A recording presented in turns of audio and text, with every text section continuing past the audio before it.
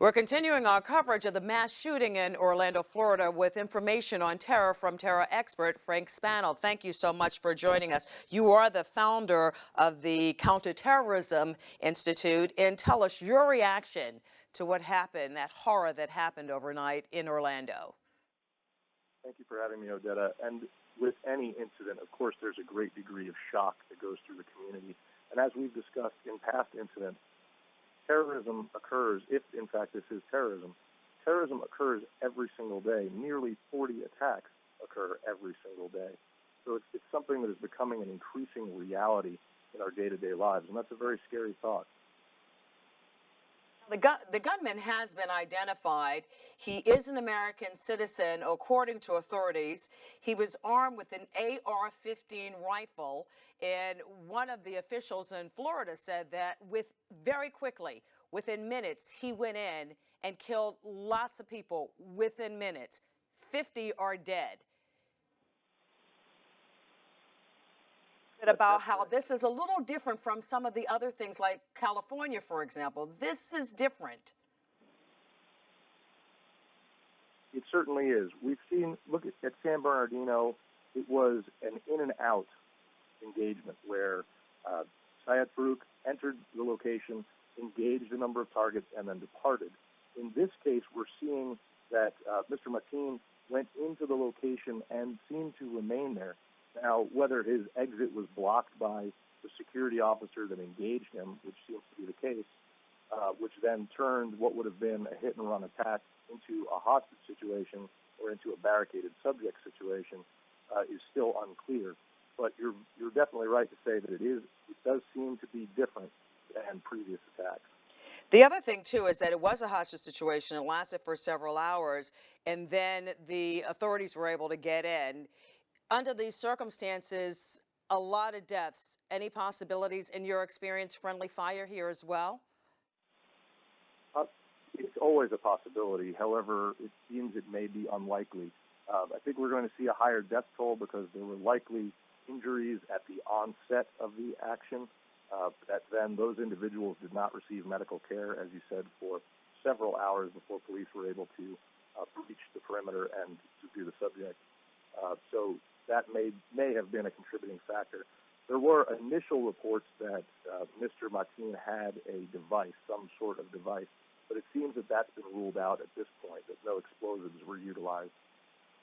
And authorities are saying that he was on a list. He wasn't really being watched directly, but kind of connected indirectly with others who were being watched more intensely. This is very, very reflective of what happened in Paris. Club scene, people, dark, not expecting this. Absolutely. It's a classic soft target attack. Omar Mateen likely assessed multiple other targets. We're still unsure of his ideological motivation behind this attack. But you're very right to say that this is very similar to the Paris attacks and may well have been inspired by that. What lessons are learned from here? We talked about this after we talked about the Paris attacks. People need to be on the lookout, and the FBI officials were suggesting this as well today in Florida. They need to know and watch and tell and be observant to be safe. Absolutely. From a day-to-day perspective, to see something, say something, and that extends beyond seeing a package or an unattended briefcase. It extends to seeing random behaviors in individuals that we know or that we come in contact with throughout our day. In addition, we need to focus a multi-phase counterterrorism strategy from a national level, a global level, where we are addressing the terrorist threat through direct action, but more importantly, in things that you and I and everyone listening can do, is engage in counter-radicalization, try to close up some of those holes in society in which this violent ideology expands. And that's something that we can definitely do and that we should do moving forward. How do you see this impacting the presidential race? Well, it will certainly continue to be a factor. International security, particularly as domestic attacks continue to increase, on the federal level, that is one of their primary responsibilities. So it will certainly become a touch point or remain a touch point throughout the remainder of the race. And because there's been a lot of divisive talk, attacks verbally. and it kind of gets to the core. There have been some really inflammatory statements that have been made throughout the campaign, anti-Muslim. We don't know definitively whether or not there are any terrorism roots here and maybe some radicalization. But this is something we're seeing repeatedly. Do you see it as having a definitive impact as we head toward Election Day? Well, it's sort of interesting because from what we've been able to ascertain about Mr. Mateen, he's a registered Democrat. So, I mean, I don't know that that plays into it at all. I doubt it does. But that may be something that we see come up as a touch point moving forward in the campaign. Certainly, terrorism in general, violence, domestic in particular, will continue to be a major factor moving forward. Is there anything that we can do, Mr. Spano, to actually stop terrorism? It's hitting more and more closer to home, one of the deadliest attacks on U.S. soil since 9/11 this morning. I've often said that I'd be very happy to be out of a job and if terrorism did not exist. Unfortunately, as long as there are individuals who have a violent political or religious ideological position to advance, terrorism will continue to exist. What we can do is we can make our communities safer. We can go out and prevent the next generations of terrorists from becoming radicalized, and we can expand the capabilities of those who are out there taking care of us, law enforcement. We can expand their capabilities so that they have the right tools, the right technology, and the flexibility to do their jobs. What is, on the federal level, do you see happening at this point as well? Because it's difficult on a local level to do a whole lot. They're kind of reacting when something like this comes in, which is what happened in California, and now we see it in Orlando. How do you stop it? There's a lot of talk that maybe the focus should be on guns and gun control, especially because in Orlando, essentially within a 24-hour period, you had tragic killings. First, the young singer, and then today with this tragedy.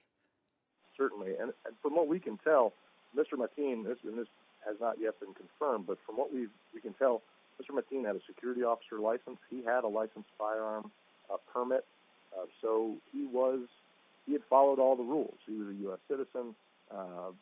He followed all the rules along the way. So from a gun control perspective, I don't know that that's really going to fix the issue on the bigger scale. Better awareness, like you said, we at the local level tend to be so much more reactive where we need to be a little bit more proactive. But largely that falls to the federal government. It comes down to an issue of availability of resources. Many times we'll hear the term, quote, on the radar. And Mr. Mateen apparently was, quote, on the radar. But what does that mean? How far into this individual's day-to-day activities were federal law enforcement involved? And that's still yet to be determined. But there's far more people in the United States than there are law enforcement officers. So I think we're going to need to move more toward technology, more toward private sector organizations like the Counterterrorism Institute to sort of fill in those gaps where possible. About the people who were innocent victims of what had happened. But beyond that, they mentioned that there are really thousands of people who are now in fear because of what happened in Florida this morning. And we can't really live in fear, which is something that you said the last time we talked after the Paris attacks. And that's sort of the ideological goal is, to advance an ideological position through violence or fear. That's terrorism. And we see that playing out today. And we tend to go in sort of cycles. It looks a bit like a wave where we'll have a great deal of awareness, even though there are about 40 attacks that occur throughout the world every day. We see our personal awareness sort of waxes and wanes as attacks occur. And that's something that we can continue to develop our awareness of the threat. And the more we know, believe it or not, the more comfortable we will feel. Now, granted, we should never truly feel comfortable in a dangerous situation, but it will move us toward more proactive response strategies. And don't give in to the goal, which is terror, to create fear in terror. Exactly. Thank you, Mr. Spano, for joining us, unfortunately, under these circumstances. Again, Frank Spano, founder of the Counterterrorism Institute. Thank you for joining us. Thank you, Odetta.